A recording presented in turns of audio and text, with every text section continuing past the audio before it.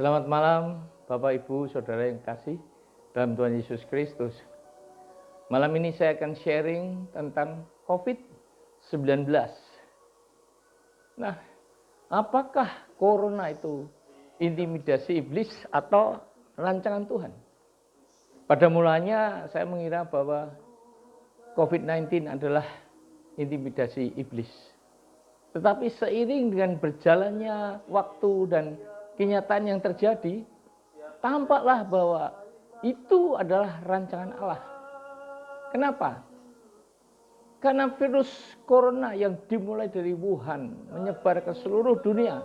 Demikian cepat, hampir semua negara terkena dampak corona. Terutama Amerika, Italia, Eropa, Iran, bahkan Arab Saudi, India, termasuk juga Indonesia, sehingga dikategorikan sebagai pandemi. Nah, mengapa dapat disimpulkan bahwa itu adalah rancangan Allah? Apakah begitu jahat Allah yang terkenal akan kasih setianya merancangkan corona? Nah, dalam Yesaya 59 ayat 1 dan 2 dikatakan, sesungguhnya tangan Allah tidak kurang panjang untuk menyelamatkan dan pendengarannya tidak kurang tajam untuk mendengar, tetapi yang merupakan pemisah antara kamu dan Allahmu ialah segala kejahatanmu, dan yang membuat ia menyembunyikan diri terhadap kamu sehingga ia tidak mau mendengar adalah segala kejahatanmu. Perhatikan saudara-saudara, Allah yang begitu baik, kenapa tidak mau menyelamatkan dan tidak mau mendengar adalah karena apa? Karena kejahatan dan dosa kita. Nah, bagi Tuhan tidak ada bedanya antara dosa besar dan dosa kecil. Contohnya Adam. Dia tidak membunuh, dia tidak berzina ataupun menipu, hanya makan buah yang dilarang Tuhan. Tapi dia dihukum, Allah keluar dari Taman Eden. Demikian juga Musa yang dapat berbicara berhadapan dengan Tuhan dan dapat membuat Allah menyesal sehingga membatalkan rencananya menghabiskan bangsa Israel, juga dihukum. Dia tidak dapat masuk tanah perjanjian, hanya dapat melihat tanah perjanjian di atas gunung Nebo, seperti dalam Ulangan 34 ayat 1. Dan sekali lagi, dia hanya tidak melakukan perintah Tuhan di Meribah seperti yang Tuhan perintahkan, sehingga Musa dianggap tidak percaya pada Tuhan dan tidak menghormati kekudusannya. Dalam Bilangan 20 ayat 2 sampai 13. Mari kita flashback. Sejak zaman Nuh, Tuhan menyesal dan membinasakan semua umat manusia kecuali 8 orang keluarga Nuh. Padahal manusia sudah diberi kesempatan untuk bertobat selama pembuatan bahtera Nuh, yaitu 120 tahun.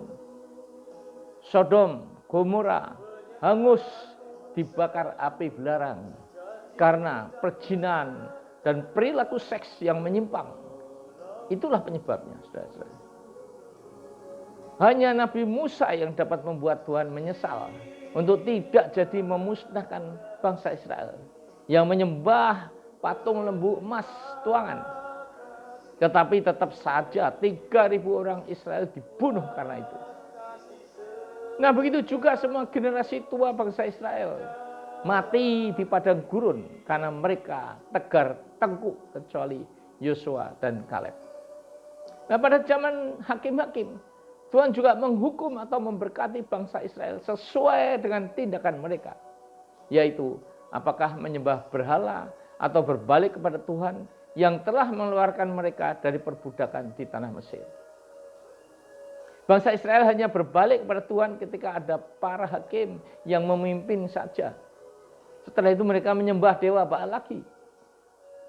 Di dalam Keluaran 20 ayat 5 dan Ulangan 5 ayat 9 ditulis bahwa Allah cemburu kepada berhala dan akan membalaskan kesalahan bapa kepada anak-anaknya sampai keturunan ketiga dan keempat dari orang-orang yang membenci dia. Wow, demikian dahsyatnya hukuman Allah pada penyembah berhala. Nah, apa saja berhala modern zaman sekarang? Itu adalah kedudukan, uang, seks, paranormal, narkoba, judi, ya, madat, mabuk, itulah berhala modern. Karena itu juga kita menyembah dia, Allah tidak senang. Ketika kita mengutamakan dia, Allah tidak senang. Allah tidak akan memberkati hidup kita. Nah sekarang kita kembali kepada topik COVID-19. Bangsa Cina terkenal dengan pemakan apa saja. Bahkan kepala kera yang hidup dibacok untuk diambil otaknya. Bahkan tikus hidup-hidup digigit, dimakan. Sup-sup bayi hasil aborsi dimakan dengan alasan agar kuat, lebih sehat. Gereja-gereja dirobohkan. Banyak pendeta-pendeta yang ditangkap dan dipenjarakan begitu saja. Kehidupan bebas dan sebagainya. Nah, tapi Cina diperkirakan menjadi negara terbesar di dunia dengan penduduk Kristen. Ibadah gereja underground dengan umat Kristen yang sangat-sangat antusias. Terlihat bagaimana ekspresi mereka ketika menyembah dan memuji Tuhan. Walaupun ibadah di lapangan tanpa kursi, lapangan rumput, saudara-saudara. Di gua-gua, di rumah-rumah, dengan resiko.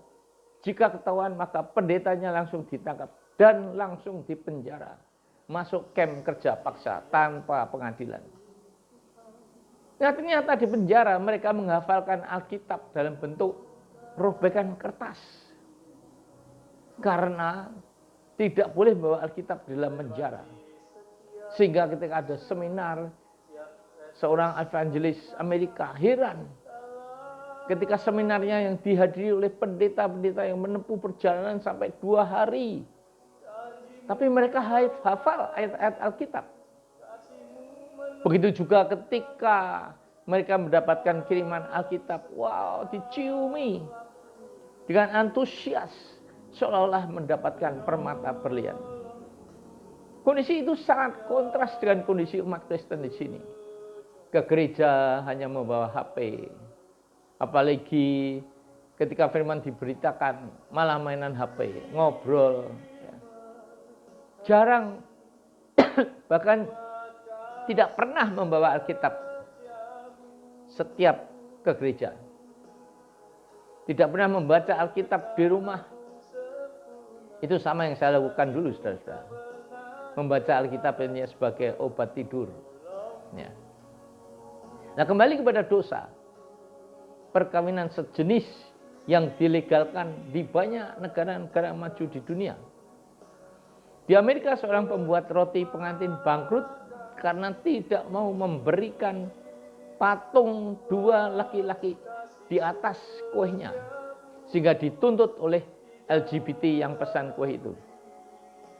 Nah pendeta-pendeta yang tidak mau meneguhkan perkawinan LGBT juga akan dituntut karena melanggar hukum perkawinan sejenis yang legal, saudara-saudara. Ya. Coba, cucu laki-laki ex Perdana Menteri Lee Kuan Yew menikah dengan pasangannya laki-laki di Taiwan. Karena di Singapura belum melegalkan perkawinan sejenis. Banyak artis terkenal, di John Travolta sampai Pangeran Charles, ternyata juga gay, LGBT. Punya simpanan pemuda, saudara.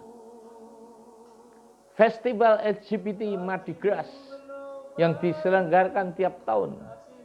Ya, karena tahun 93 saya melihat sendiri di Sydney pawai itu. Ya. Dan teman saya di Melbourne berkata, ada 4.000 jemaat di gerejanya, akan tetapi 75%-nya adalah LGBT. Sungguh menyedihkan, saudara-saudara.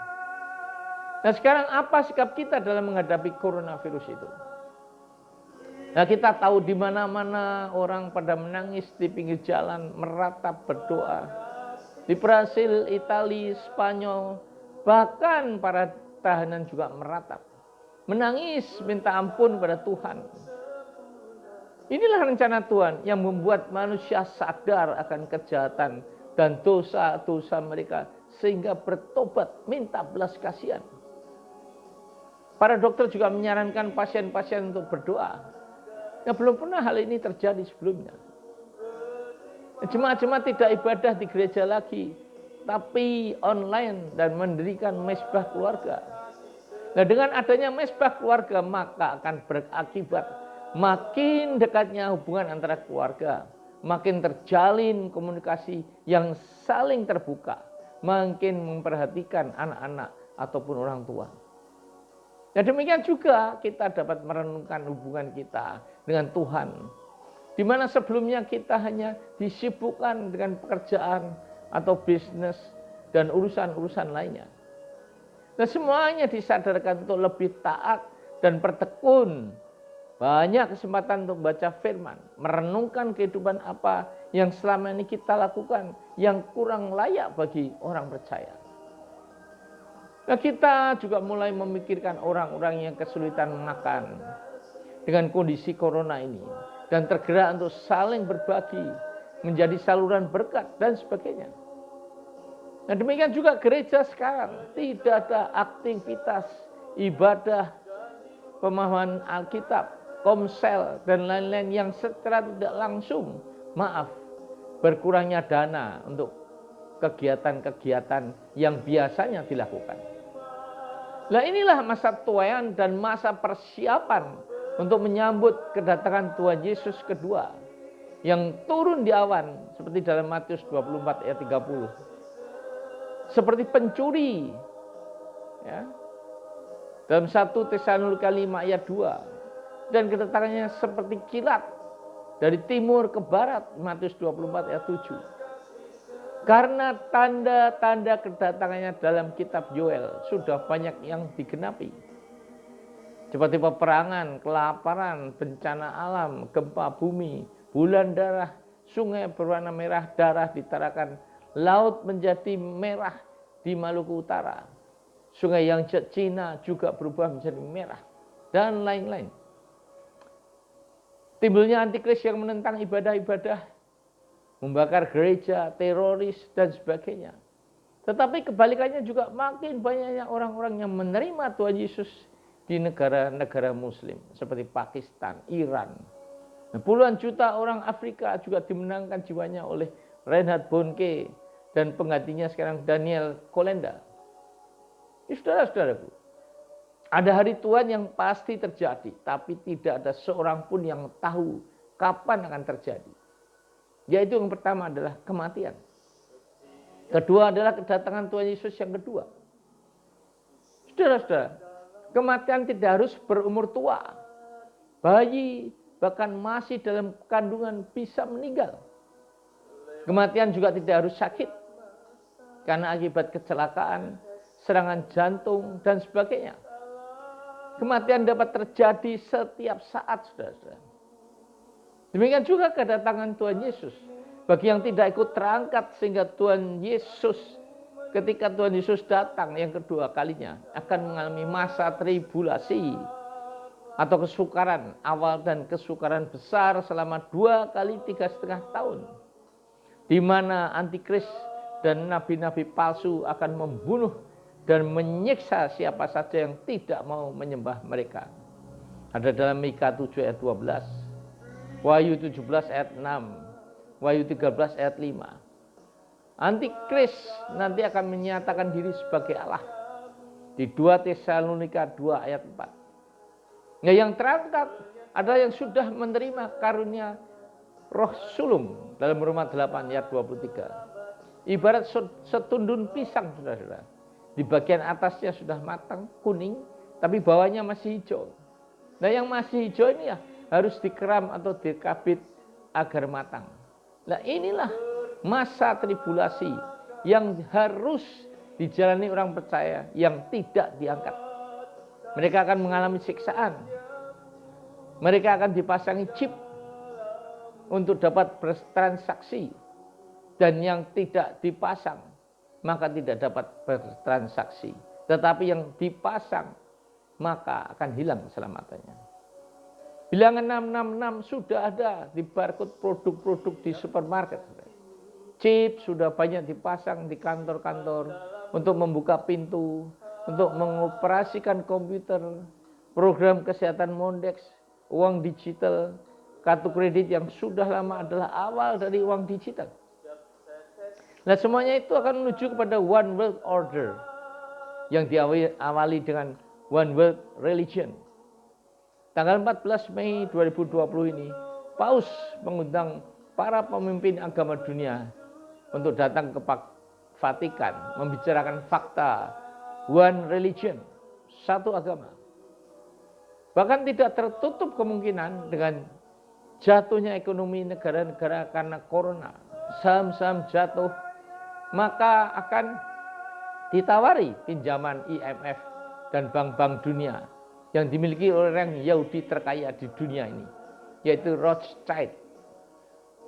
Kekayaannya 100 sampai 500 triliun dolar, saudara. Dialah pemilik The Fed Amerika. Jadi The Fed itu bukan milik pemerintah. Dan dia yang mengendalikan IMF dan lain-lain bank-bank di dunia. Dia yang menguasai ekonomi dunia. Sudah dengan satu tindakan The Fed untuk menaikkan atau menurunkan bunga hanya 0,25% saja, dunia sudah tergoncang. Ya. Rothschild dengan Rockefeller yang juga anggota keluarganya membentuk Illuminati yang antikris. Kalau tidak salah namanya Bovara. Nah, setelah ekonomi dunia dikuasai, maka diberlakukanlah satu mata uang dunia. Dan setelah itu One World Order, atau dunia dengan satu perintah yang dikuasai oleh antikris seperti dalam 2 Tesalonika 2 ayat 4 di atas. Antikris mengaku sebagai Allah. Nah, kesimpulannya saudara, satu, bertobat dan berjaga-jagalah. Buatlah mesbah keluarga, perbaikilah hubungan dan komunikasi di antara keluarga kita. Yang kedua, renungkan hubungan kita dengan Tuhan. Makin bertekun, memuji, menyembah Tuhan, dan selalu bersyukur apapun yang terjadi. Karena rancangan Allah adalah untuk masa depan yang lebih baik. Nah, ketiga adalah taatlah peraturan dan arahan pemerintah untuk berdisiplin, menjaga jarak, pakai masker, mencuci tangan, dan sebagainya, agar corona cepat mati. Yang keempat, siapkanlah kehidupan saudara dan keluarga untuk menyongsong kedatangan Tuhan Yesus yang kedua, agar ikut terangkat naik ke surga seperti Henokh dan Nabi Elia. Saudara-saudara, akan saya akhiri dengan khotbah dengan ayat 2 Tawarikh 2 ayat 13 dan 14. Katanya, bila mana aku menutup langit sehingga tidak ada hujan, dan bila mana aku menyuruh belalang memakan habis hasil bumi, dan bila mana aku, perhatikan, melepaskan penyakit sampar di antara umatku. Dan umatku yang disebut merendahkan diri, berdoa, dan mencari wajahku, lalu berbalik dari jalan-jalannya yang jahat, maka aku akan mendengar dari surga dan mengampuni dosa mereka, serta memulihkan negeri ini. Jadi kita saat ini perlu merendahkan diri, berdoa, mencari wajah Tuhan, dan kita berbalik dari jalan-jalan yang jahat. Maka semuanya itu akan didengarkan oleh Tuhan, dan Tuhan akan mengampuni dosa-dosa kita, serta memulihkan negeri ini. Nah, karena janji Allah dalam firman-Nya, ya dan amin, maka marilah kita percaya dan berkata bahwa virus corona sudah berakhir dan semuanya sudah dipulihkan Tuhan. Amin.